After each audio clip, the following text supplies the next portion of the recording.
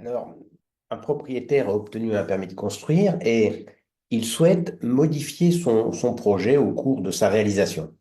Il pourra alors demander, à certaines conditions que je vais voir, un permis modificatif.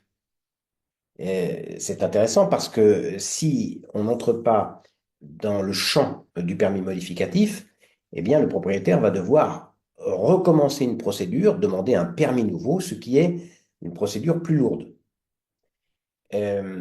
Alors, première condition, hein, pour que le maire puisse délivrer un permis modificatif, il faut que l'on soit encore dans la durée de validité du permis initial. Si le permis initial est expiré, eh bien, il n'est pas possible de délivrer un permis modificatif. Il y a plusieurs hypothèses. Première hypothèse, le permis initial est périmé parce que les travaux n'ont pas commencé dans le délai de 3 ans ou ont été interrompus pendant un an. Le permis devient caduc, périmé. Un permis modificatif ne peut pas être délivré. Conseil d'État, 30 septembre 1983, requête numéro 246 048, mentionnée dans les tables du Lebon. Je le dis d'ailleurs au passage, cette possibilité de solliciter un permis modificatif n'est pas réglementée par le Code de l'urbanisme. Vous ne trouverez pas dans le Code de l'urbanisme un chapitre consacré au permis modificatif.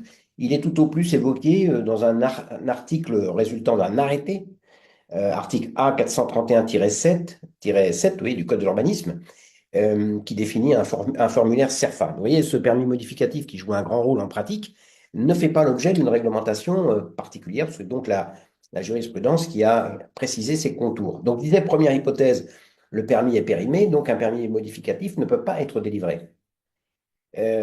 Autre élément, seconde hypothèse, un permis modificatif ne peut pas être délivré si la construction est achevée. Tant qu'elle n'est pas achevée, un permis modificatif peut être délivré, mais si elle est achevée, il n'est plus possible de demander un permis modificatif. Exemple, on peut citer un arrêt du Conseil d'État du 25 novembre 2020, numéro 429 623, mentionné dans les tables du recueil Lebon. Donc, dans cette affaire, un particulier a obtenu un permis, il a réalisé les travaux et a déposé une déclaration attestant de l'achèvement des travaux. C'est une obligation qui pèse sur le constructeur, hein, au terme de ces travaux. Il dépose une déclaration attestant de l'achèvement des travaux en mairie et le maire a 3 mois, 5 mois dans certains cas, mais 3 mois pour, il n'est pas obligé de le faire, se rendre sur les lieux et constater que les travaux réalisés sont conformes au permis qui a été délivré. Il n'y a pas obligation d'y aller, de se rendre sur les lieux. Et c'est dans cette affaire, le maire, dans le délai de 3 mois à compter du dépôt de l'attestation d'achèvement des travaux, ne s'est pas rendu sur les lieux. Mais un voisin a saisi le juge civil des référés pour faire constater que la construction donc, de son voisin, titulaire du permis, ne respectait pas le permis initial et notamment, il y avait un dépassement de la hauteur de la construction maximale qui avait été autorisée par le permis. Donc, il a saisi ensuite, après le juge des référés, le tribunal de grande instance de Meaux, le juge judiciaire, afin que celui-ci ordonne de faire cesser cette irrégularité. Le titulaire du permis sollicite du maire un permis modificatif pour que le maire donc autorise ce dépassement de la hauteur maximale qui avait été initialement autorisée. Et le maire a délivré le permis modificatif. Je crois que c'est le maire de Jablines. Oui, c'est le maire de Jablines, en Seine-et-Marne. Et eh bien, le Conseil d'État, dans cet arrêt du 25 novembre 2020, juge que le maire ne pouvait pas délivrer un permis modificatif puisque les travaux étaient achevés. Cet achèvement est attesté par le dépôt, c'est ce qui fait preuve, est attesté par le dépôt de la déclaration attestant de l'achèvement des travaux et par l'inaction du maire dans le délai qui lui est imparti de 3 mois. C'est terminé, il n'est plus possible donc de revenir sur cette construction, elle est achevée. Alors maintenant, naturellement, le Conseil d'État a posé des règles euh, auxquelles est subordonnée la délivrance d'un permis modificatif. Ça, si le projet est d'une très grande ampleur, c'est plus la même construction, c'en est une autre, il faut demander un nouveau permis. Mais ces conditions ont été modifiées pendant 40 ans. La jurisprudence a été régie par un arrêt du Conseil d'État donc, de 1982, 26 juillet 1982. C'est l'arrêt Leroy, numéro 23604, publié au recueil Le Bon.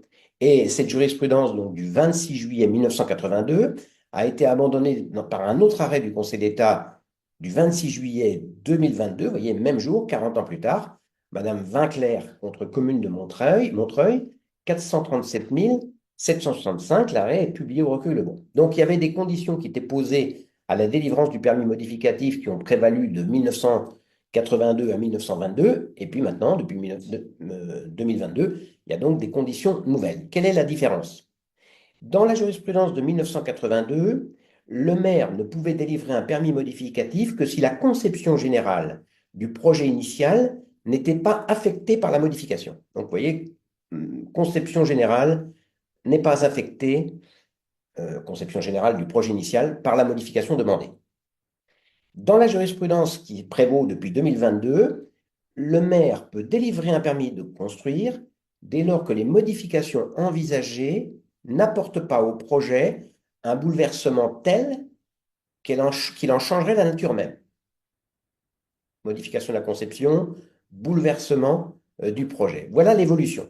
Alors, il faut retenir dès maintenant que l'idée de cette jurisprudence, ce qui anime ce revirement jurisprudentiel, c'est d'admettre plus facilement la délivrance d'un permis modificatif. Donc, on est allé vers plus de souplesse.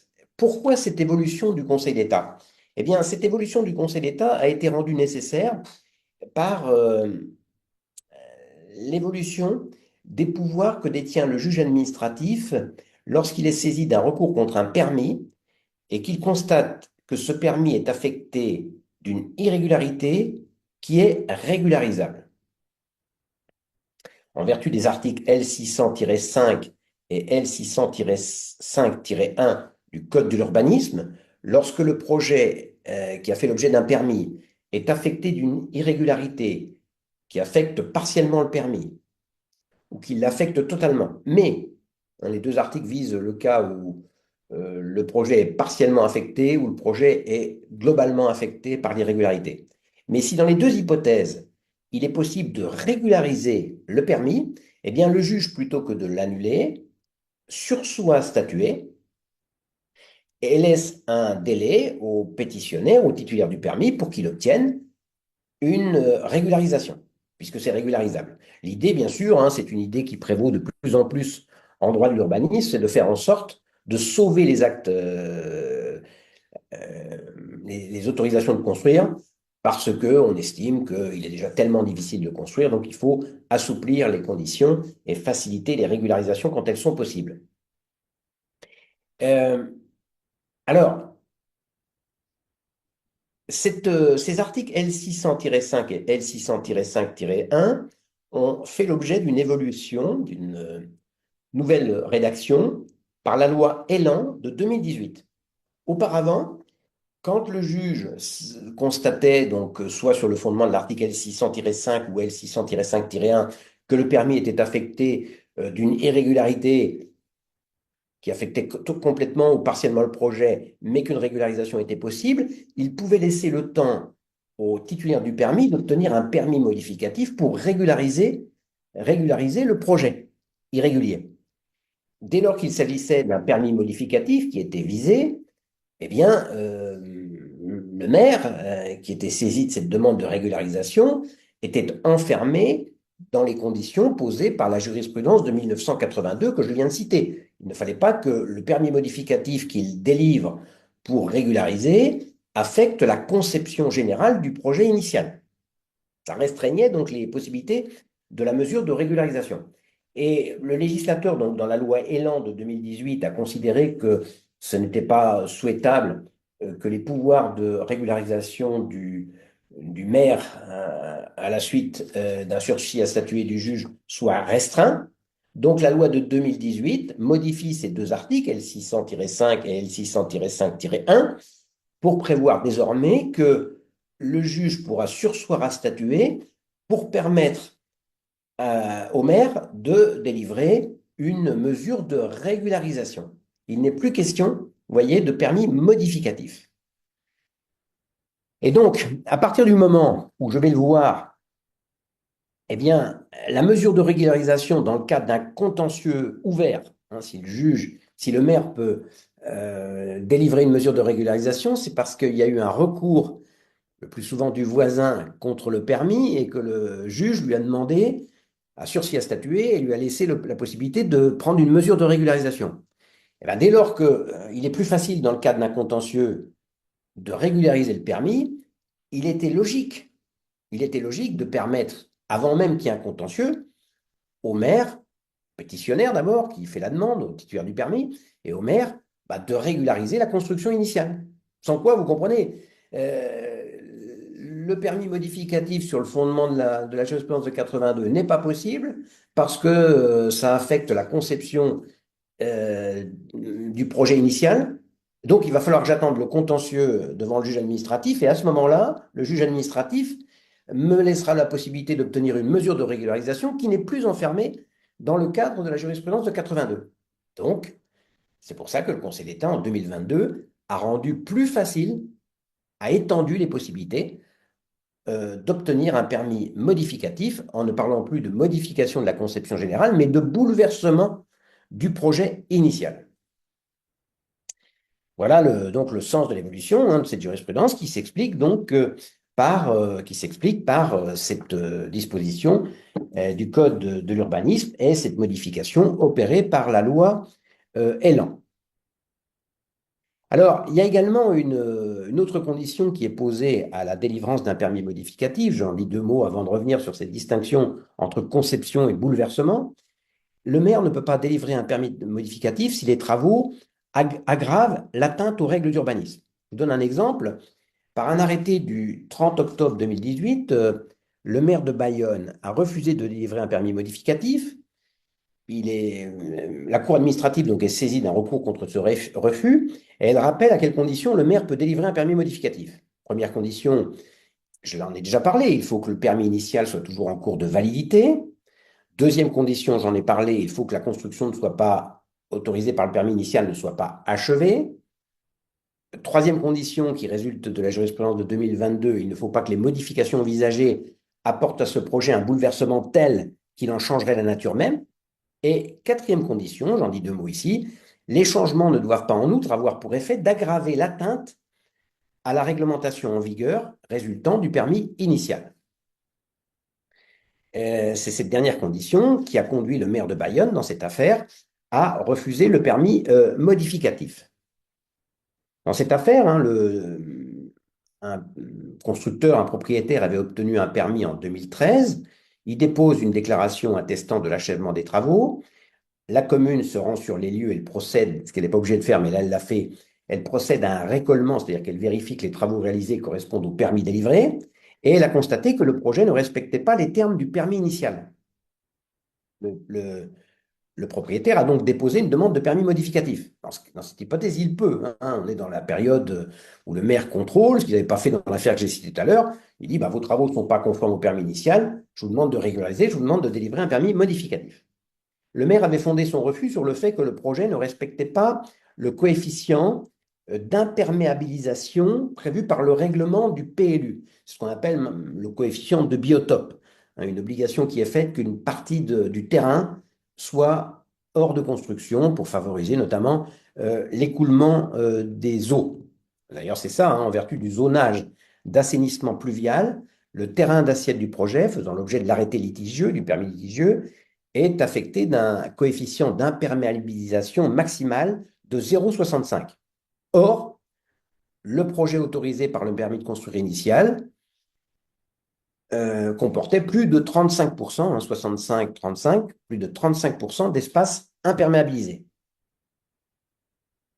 Certes, le projet, lorsque le permis a été délivré en 2013, n'avait pas respecté cette règle de coefficient d'imperméabilisation de 65% qui a été introduite après, mais en vertu de la jurisprudence, le projet résultant de la demande de permis modificatif ne doit pas être de nature à aggraver l'atteinte à la réglementation en vigueur, résultant du permis initial.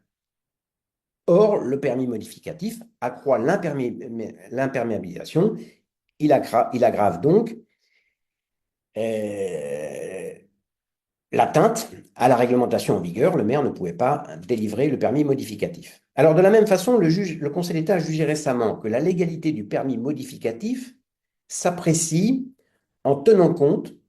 Comment le juge apprécie-t-il la légalité du permis modificatif? Eh bien, en tenant compte des circonstances de fait au moment où ce permis a été délivré, pas celle existant au moment où le permis initial a été délivré. Et dans cette affaire, en 2011, le maire d'Étaples-sur-Mer, c'est dans le Pas-de-Calais, a délivré un permis d'aménager pour la création d'un parc d'activités économiques. Puis en 2018, il délivre un permis d'aménager modificatif.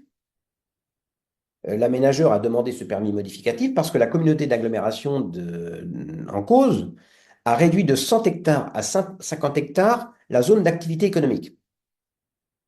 Une association de protection de l'environnement attaque les deux permis, le permis initial de 2011, le permis modificatif de 2018, et elle soutient que ce permis est contraire à la loi littorale, article L121-8, en vertu duquel l'extension de l'urbanisation doit se réaliser soit en continuité avec les agglomérations et villages existants, soit, alors ça a été supprimé d'ailleurs, en hameaux nouveaux intégrés à l'environnement. Il résulte donc de ces dispositions de la loi littorale que les constructions peuvent être autorisées dans ces communes littorales en continuité avec l'agglomération et villages existants, c'est-à-dire avec des zones déjà urbanisées se caractérisant par un certain nombre de constructions. La Cour administrative d'appel de Douai a fait droit à la requête de l'association. Elle a en effet considéré que le projet n'était pas en 2011, lorsque le permis initial a été délivré, en continuité avec les espaces déjà urbanisés, sans prendre en compte donc la situation en 2018, c'est-à-dire à la date de délivrance du permis modificatif. Saisi en dernier lieu, le Conseil d'État, c'est un arrêt du 10 octobre 2022, numéro 451 530, mention véritable du recueil Le Bon, le Conseil d'État censure ce raisonnement en posant une règle de principe. Lorsqu'un permis a été délivré en méconnaissance des dispositions législatives et réglementaires en vigueur, ou en violation des formes applicables, l'illégalité qui en résulte peut être régularisée par la délivrance d'une autorisation modificative, dès lors que celle-ci assure le respect des règles de fond applicables au projet en cause, répond aux exigences de forme ou a été précédée de l'exécution régulière de là ou des formalités qui avaient été omises. Elle peut de même être régularisée, le permis initial, par une autorisation modificative si la règle relative à l'utilisation du sol qui était méconnue par l'autorisation initiale a été entre-temps modifiée ou si cette règle ne peut plus être regardée comme méconnue par l'effet d'un changement dans les circonstances de fait de l'espèce.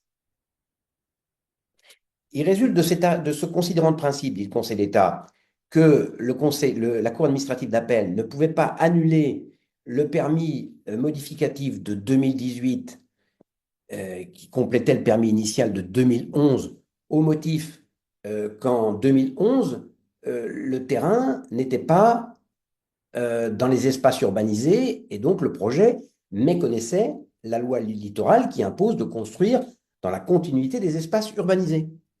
Non, compte tenu de ce considérant de principe, le juge devait se demander si en 2018, les circonstances de fait avaient changé et si désormais, eh bien, le terrain en cause n'est pas en continuité, parce qu'on a construit depuis, en continuité avec l'urbanisation existante.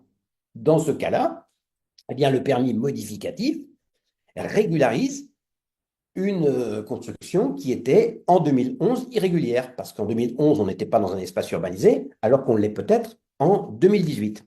J'ajoute qu'il y a une loi qui a été votée il y a quelques jours, la loi du 25 novembre 2025, relative à la simplification du droit de l'urbanisme et du logement. C'est la loi numéro 2025-1129, qui a introduit une disposition qui prévoit que pendant une durée de 3 ans, une demande de permis de construire modificatif ne peut être refusée ou assortie de prescriptions sur le fondement de dispositions nouvelles intervenues après la délivrance du permis initial, à l'exception des règles qui protègent la sécurité publique. Donc ça veut dire qu'une personne obtient un permis de construire initial, Elle demande un permis modificatif, le maire ne peut pas lui opposer des règles qui sont apparues depuis lors.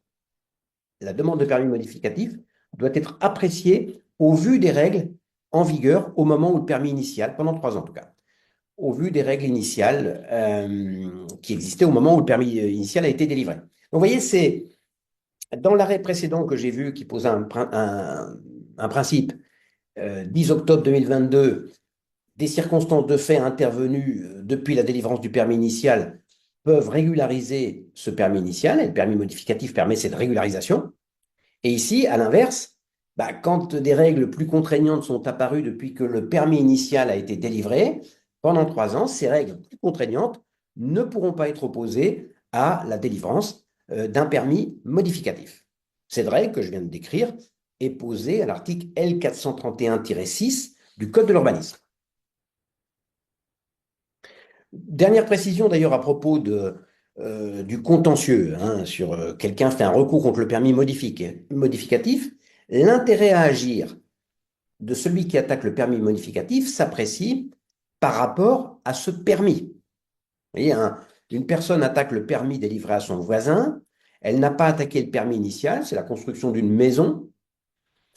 Le permis initial accorde un permis de construire une maison, et puis le constructeur demande un permis modificatif pour modifier la place de la véranda, qui est prévue dans le permis initial. Eh bien, l'intérêt pour agir du voisin qui attaque le permis, qui doit démontrer que la construction l'affecte dans ses conditions d'habitation, cet intérêt pour agir ne s'apprécie pas par rapport à la construction d'une maison, il n'a pas attaqué le permis initial, mais par rapport aux nuisances que génère pour lui le déplacement de la véranda, objet du permis modificatif. Alors, pour terminer avec tout cela, terminer sur le permis modificatif, je l'ai dit, il faut essayer de saisir, cerner concrètement l'évolution que génère le changement d'expression entre l'arrêt de 82 et celui de 2022. L'arrêt de 1982 que j'ai cité tout à l'heure indiquait que le permis modificatif ne pouvait être accordé s'il y avait modification de la conception initiale du projet, conception générale du projet initial plus exactement, alors que désormais, depuis l'arrêt de 2022, le permis modificatif ne peut pas être accordé s'il y a bouleversement du projet initial. Cette expression révèle qu'il sera plus facile, pour les raisons que je vous indiquais tout à l'heure, d'accorder un permis modificatif depuis 2022. Maintenant, on peut essayer de cerner dans la jurisprudence ce que signifiait conception générale et ce que signifie bouleversement du projet initial. Vous voyez, par exemple, avant l'arrêt de 2022, le juge administratif avait l'occasion, bien sûr, en 40 ans, de préciser les hypothèses dans lesquelles la délivrance d'un permis modificatif était possible ou pas. Possible dès lors qu'il n'y avait pas modification de la conception générale du projet initial.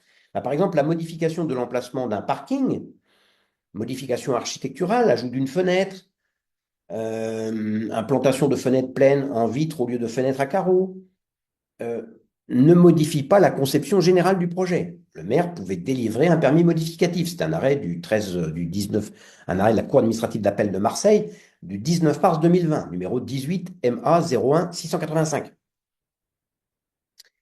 Le maire pouvait délivrer un permis modificatif ayant pour objet la création d'une toiture à 2 pans, alors que le projet initial prévoyait une toiture terrasse. Il n'y a pas de modification de la conception du projet initial. Cour administrative d'appel de Lyon, 22 avril 2020, numéro 18 LY 033 70. Allez, un dernier exemple, Cour administrative d'appel de Versailles, 28 février 2020, numéro 18 VE 02 182. Il n'était pas nécessaire de demander un nouveau permis de construire, un permis modificatif était possible, dès lors qu'il s'agit de modifier le nombre de lots commerciaux dans un projet d'un ensemble immobilier à vocation commerciale. Il y avait 32 lots, on passe à 36, par exemple, de supprimer un logement de fonction et de réduire le nombre de places de stationnement de 95 à 77. Il n'y a pas de modification de la conception générale du projet initial. En revanche, avait été considéré comme une modification de la conception générale, euh, une réduction importante de l'emprise au sol. Ça ne pouvait pas passer par un permis modificatif. Cour administrative d'appel de Bordeaux, 6 février 2020, numéro 17 BX 03 824. Une augmentation de la surface affectée au commerce de 803 mètres carrés à 1200 mètres carrés, suppression du sous-sol du bâtiment, précédemment affecté au stationnement, et création de 97 places de parking en surface, qui n'était pas prévu initialement. Ça bouleversait, ça modifiait, pour être plus, la conception générale du projet initial. Un permis modificatif n'était pas possible. Alors, naturellement, ces modifications qui n'étaient pas possibles auparavant dans le cadre d'un permis modificatif le seront sans doute maintenant dans le cadre du permis modificatif tel qu'il est défini par l'arrêt que j'ai cité tout à l'heure de 2022. D'ailleurs, je vous l'ai dit, le Conseil d'État, donc dans la loi Elan de 2018, a facilité l'octroi de mesures de régularisation lorsque le juge saisi d'un recours contre une autorisation d'urbanisme s'aperçoit qu'elle est affectée d'une irrégularité qui pourrait entraîner son annulation. Mais si le vice est régularisable, il peut permettre au pétitionnaire, et sur soi statuer, il peut permettre au pétitionnaire d'obtenir une mesure de régularisation. Avant 2018, le maire pouvait seulement accorder un permis modificatif, enfermé donc dans le cadre de la jurisprudence de 82, puis la loi Elan dit, bon, c'est dommage.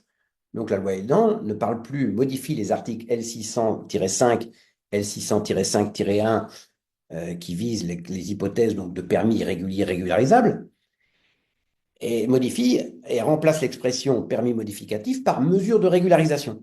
Et donc, dans les premières années d'application de cette modification qui date de 2018, le tribunal administratif de Pau, qui était saisi donc d'un recours contre une mesure de régularisation, a estimé que ça posait une question de droit nouvel, et comme le lui permet la loi de 87, a renvoyé cette question de droit nouvel au Conseil d'État pour avis. Le Conseil d'État a rendu son avis le 2 octobre 2020, 438 318. Et la question qui était posée au Conseil d'État, c'est de savoir si la mesure de régularisation qui est visée maintenant aux articles L600-5 et L600-5-1, qui se substitue à l'expression permis modificatif, est-ce que la mesure de régularisation permet au maire de prendre des mesures qui modifient la conception initiale, la conception générale du projet initial? C'est-à-dire, est-ce que, en gros, hein, c'est ça que ça veut dire, est-ce que maintenant que le maire ne prend plus un permis modificatif mais une mesure de régularisation, est-ce qu'il n'est plus encadré par la définition du permis modificatif qui résultait de la jurisprudence de 82? On le dit, hein, l'avis est du 2 octobre 2020, donc c'est avant la modification jurisprudentielle, hors contentieux, opérée par l'arrêt de 2022. Et donc, dans ses conclusions sous cet avis du 2 octobre 2020, le commissaire du gouvernement, M. Olivier Fuchs, Fuchs, a tenté de cerner la notion de bouleversement du projet initial, qui interdit d'accorder une mesure de régularisation, qui se distingue de l'atteinte à l'économie générale du projet, qui est un critère qui est abandonné. Le Conseil d'État donc a jugé qu'il y avait atteinte à l'économie du projet et qui ne serait plus, selon lui, considéré comme aujourd'hui, sous l'empire de la gestion de 2022, comme un bouleversement du projet, par exemple, le fait que le projet soit le permis modifié, la mesure de régularisation vise à surélever d'un étage le projet initial qui va passer de 27 à 40 logements et supprimer les locaux commerciaux initialement prévus. Ça, c'était une modification de la conception générale, mais pour lui, ce n'est plus un bouleversement